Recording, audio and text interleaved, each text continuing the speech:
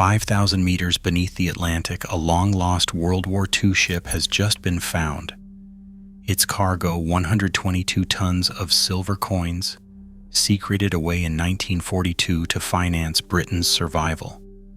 But with the world's deepest salvage record shattered and over $52 million raised from the seabed, one question remains. Why did this fortune set sail unescorted? And what did it truly cost the people on board? Here is where the real story begins. In 1915, a new ship slid from the slipways of Earl's Shipbuilding Company in Hull, England. Christened the SS City of Cairo, she was built for the Ellerman City Line, a hybrid of passenger comfort and cargo muscle, designed to connect the farthest reaches of the British Empire.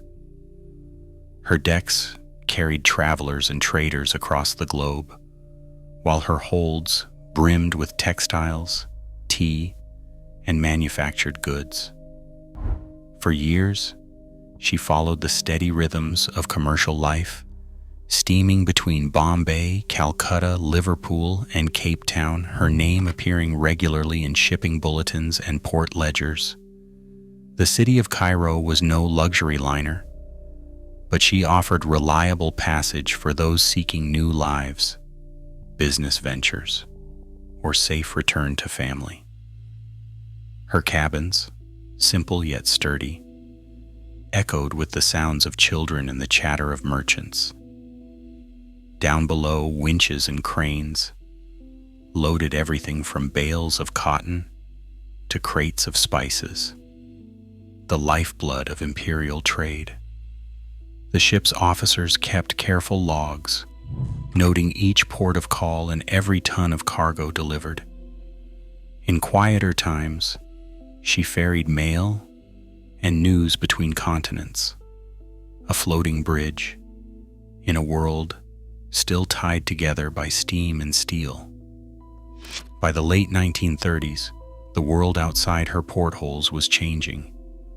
War clouds gathered over Europe, and the steady pulse of commerce faltered. Ships like the city of Cairo, built for peace, found themselves pressed into new service. The British government needed every available vessel, not just for troops and munitions, but for food, medicine, and whatever could keep the home front supplied. The city of Cairo's broad decks and deep holds, once filled with the goods of peacetime trade, were soon repurposed for wartime needs. Her route maps grew longer, her schedules more unpredictable, as she joined convoys or sailed alone through waters now shadowed by submarines. Still, the ship's essential character remained. She was a workhorse, valued for her reliability and the experience of her crew. Her hull, forged in 1915, had weathered storms and long crossings. Now, she was entrusted with missions that demanded both secrecy and endurance. Each voyage carried new risks, but also the hope that, with enough resolve, she could help sustain a nation under siege. The transformation from commercial liner to wartime supply ship was gradual, shaped by necessity and the relentless demands of global conflict. Yet, for all the changes, the city of Cairo remained what she had always been. A vessel built to carry people and cargo across vast distances, adapting to whatever the world required of her. By the autumn of 1942, Britain's merchant fleet was losing ships faster than the shipyards could replace them. German U-boat attacks prowled every major shipping lane, and the Atlantic had become a graveyard for Allied vessels. In government offices from Whitehall to Bombay, planners scoured ledgers and telegrams, searching for ways to keep the war economy afloat. The answer for one desperate mission lay in silver: 122 tons of rupees, boxed and banded, stacked deep in the heart of the city of Cairo. The decision to move such a fortune was not made lightly. Silver reserves in India represented more than currency. They were Britain's lifeline to global credit and the means to pay for food, fuel, and arms. The Treasury, under pressure from both military command and the Bank of England, ordered the transfer with strict secrecy. Only a handful of officials in London, Bombay, and the India office knew the full extent of the cargo. Even the ship's manifest listed generic goods, textiles, tea, and manufactured wares. The silver, packed in over 2,000 wooden bosses, disappeared beneath the regular freight, hidden from all but the captain and a select few officers. City of Cairo's orders were clear: depart Bombay in late October, steer for Cape Town, then cross to Brazil before heading north to Britain. The route was long and circuitous, designed to avoid the worst of the U-boat wolf packs that haunted the North Atlantic. But the threat remained. Escorts were scarce, and the ship would sail alone through vast stretches of ocean, relying on obscurity and luck. Every port along the way offered a brief respite, a chance to take on supplies and passengers. Civilians, families, and crew totaled 302 souls by the time the ship left Cape Town behind. Secrecy shaped every detail. Orders from the Ministry of War Transport forbade any mention of the true cargo. The captain, William Rogerson, carried the responsibility in silence, aware that a single slip could draw enemy attention or spark panic among the passengers. The silver, worth millions, was a target as valuable as any convoy.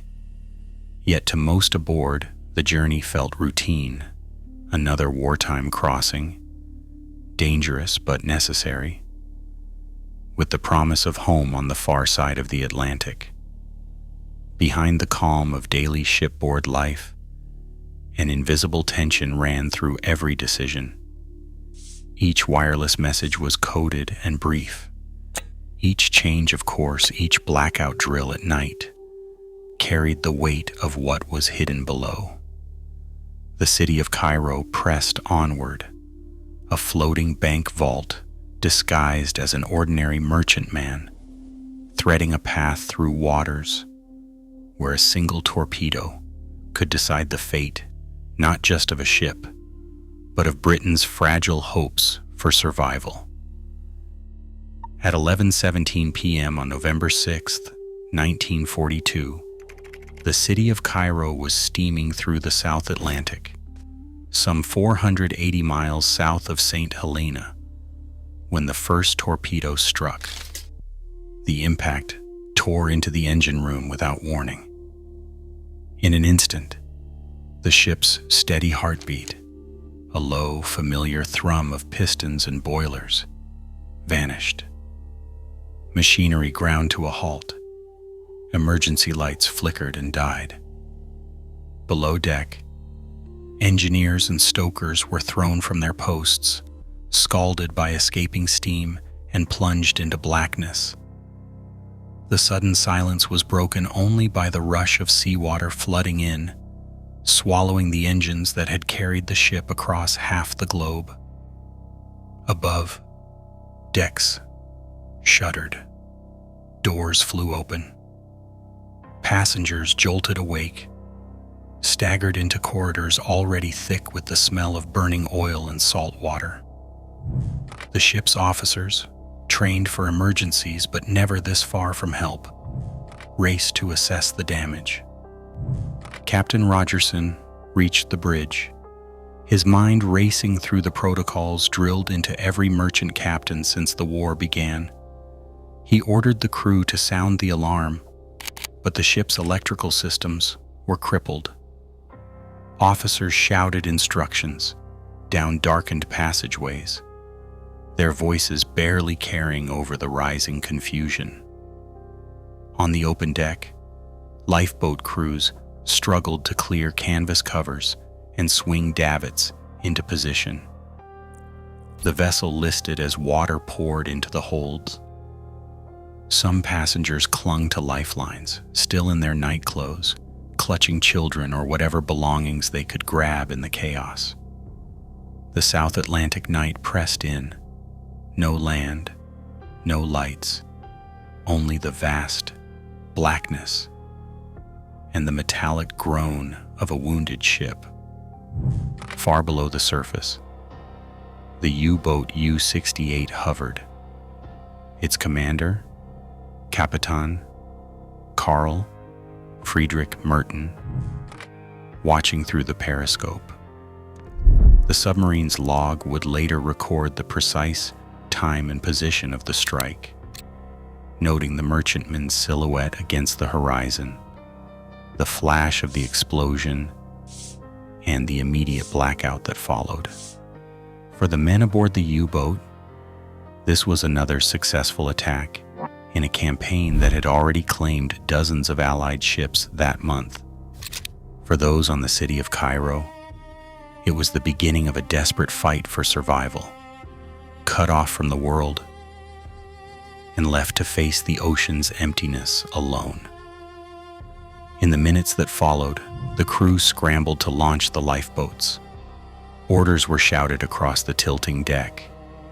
Some boats jammed in their cradles. Others swung out over the side, barely controlled in the darkness. The cold reality set in. The ship was mortally wounded, and there was no time to lose. The isolation was total. No friendly ships on the horizon. No hope of immediate rescue.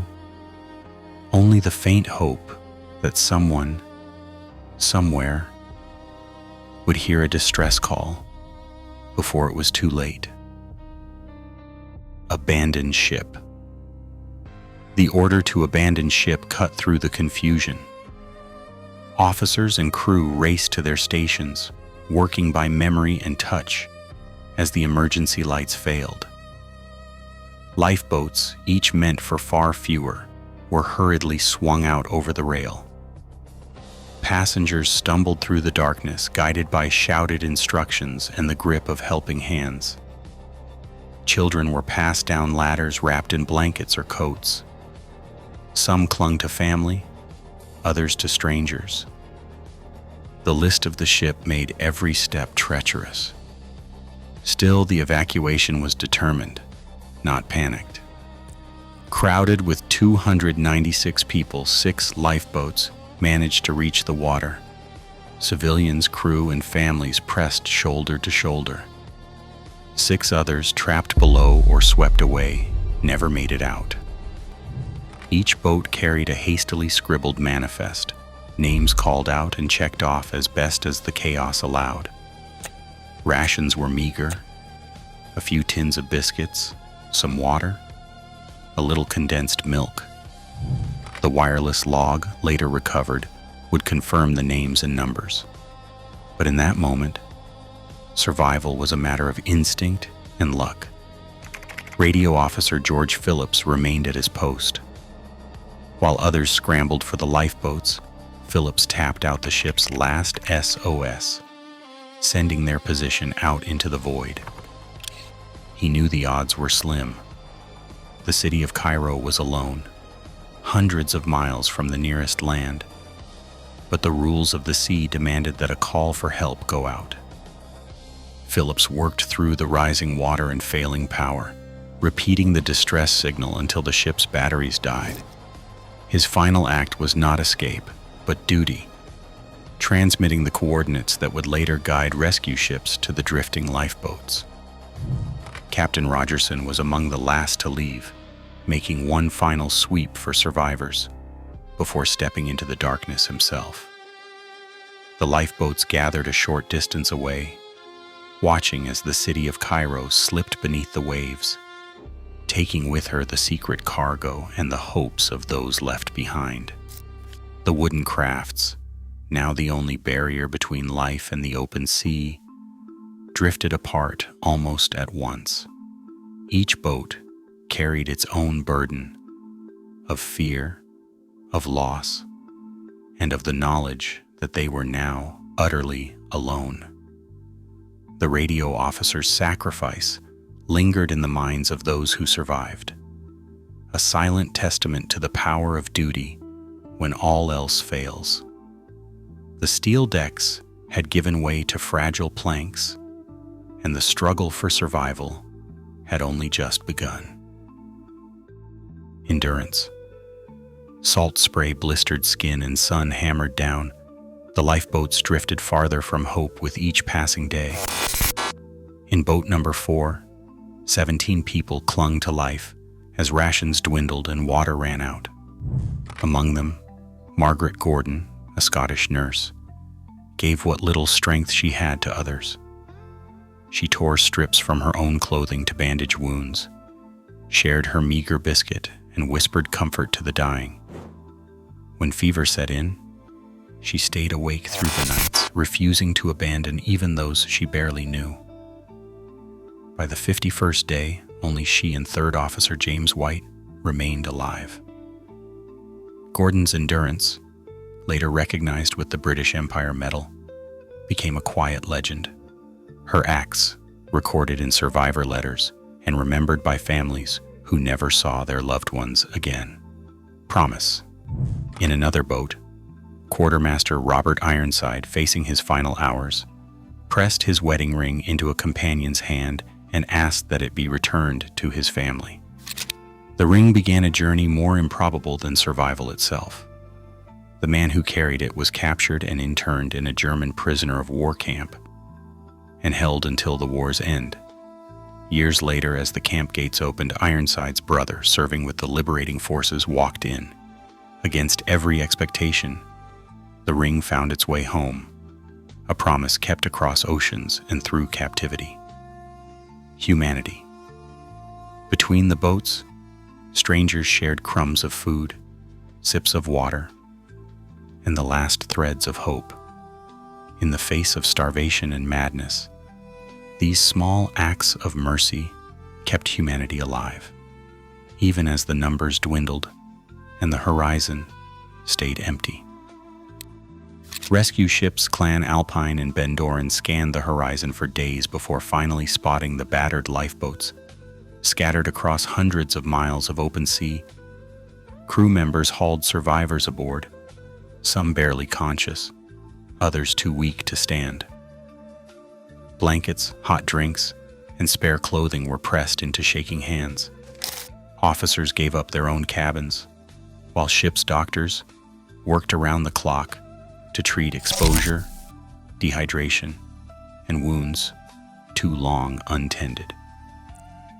Official records from the Admiralty counted 104 dead, those lost at sea or who died shortly after rescue. Yet decades later, the memorial plaque left at the wreck site would bear 110 names, a number that included lives claimed by the ordeal's aftermath.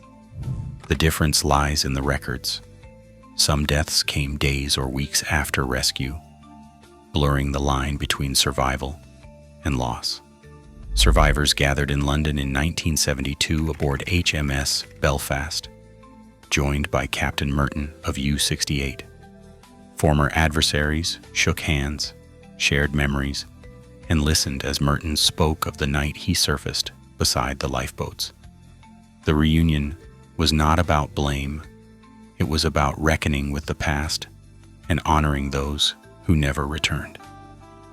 Remembrance guided the wreck site after the salvage. When Deep Ocean Search recovered the silver, they placed a plaque on the sunken hull, choosing remembrance over riches. The real legacy of the city of Cairo rests not in coins, but in the names and stories that refuse to be forgotten. Today, the ocean yields its secrets at unprecedented depths. But the real currency recovered is human resilience. As technology pushes us further into the unknown, We are reminded that every wreck is a ledger of lives and choices, not just treasure. What we value, silver or sacrifice, continues to define the stories we are willing to unearth and the ones we choose to remember.